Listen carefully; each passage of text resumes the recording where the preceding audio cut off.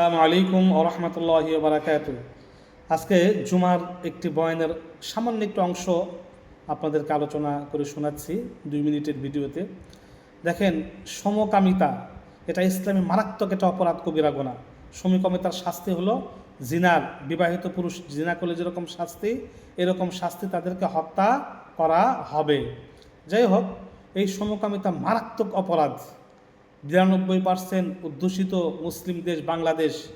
এই বাংলাদেশে দেখেন, কয়েকদিন আগে ঢাকেশ্বরী মন্দিরে, ঢাকার রাজধানীর ভিতরে সবচেয়ে জাতীয় মন্দির, হিন্দুদের জাতীয় মন্দির যেটা বলা হয়, ঢাকেশ্বরী মন্দিরে কামাল নামে একজন মুসলিম যুবক, সে তাসনুবা আনান শিশির নাম ধারণ করে নিজেকে একজন ট্রান্সজেন্ডার নারী, রূপান্তরিত নারী ঘোষণা করে অন্য একজন হিন্দু ছেলের সাথে সমকামী বিবাহ বন্ধনে আবদ্ধ হয়েছে এবং সেই মন্দিরের যারা দায়িত্বশীল রয়েছে ওখানে তারা সেই বিবাহ অনুষ্ঠান সম্পাদন করেছে।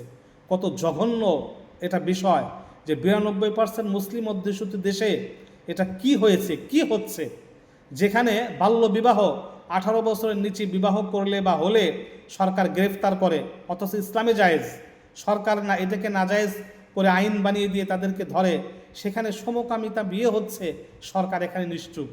মানে ঢাকেশ্বরী মন্দির কি মানে এই স্বরাষ্ট্রমন্ত্রীর বাইরে বা আইনের বাইরে বা কোনো মানে তাদেরকে ধরাছোঁয়ার বাইরে নাকি কিসের? তারা এত শক্তি পেল কোত্থেকে? কোত্থেকে এত শক্তি আসে? যে দেখেন কত দুঃখজনক বিষয়, ঢাকেশ্বরী মন্দিরে এটাকে মানে করা হয়েছে। 377 ধারা অনুযায়ী আমাদের বাংলাদেশে কোনো 3 লিঙ্গ, নারী পুরুষ, তৃতীয় একটা লিঙ্গ, সেটা গেজেট প্রকাশ হয়েছে, হিজরা গোষ্ঠী, হিজরা লিঙ্গ। ট্রান্সজেন্ডার লিঙ্গ নামে কোনো কিছু নাই। এই 3টা আছে, নারী পুরুষ, হিজরা লিঙ্গ। ট্রান্সজেন্ডার নামে কোনো লিঙ্গ নাই। সুতরাং এদেরকে দমন করা, এদেরকে এইভাবে দাফন করা, এদেরকে এখনই রোধ করা প্রত্যেকটা মানুষের দায়িত্ব, কর্তব্য। সরকারের দায়িত্ব তাদেরকে রোধ করে দেওয়া। এরকম সমকামী বিয়ে সম্পূর্ণভাবে অবৈধ ঘোষণা করে তাদেরকে আইনের আওতায় নিয়ে আসা, এটা কত দুঃখজনক বিষয়। অনেক তরুণ তরুণী, মুসলিম অমুসলিম, এটা তার উদ্বুদ্ধ হবে, এই গুনার মধ্যে তারা ভেসে যাবে। বাংলাদেশের শান্তি, বাংলাদেশের রহমত, বরকত সব কিছু উঠে যাবে, চলে যাবে। সুতরাং এখন থেকে সোচ্চার এবং সচেতন হতে হবে। আমিন।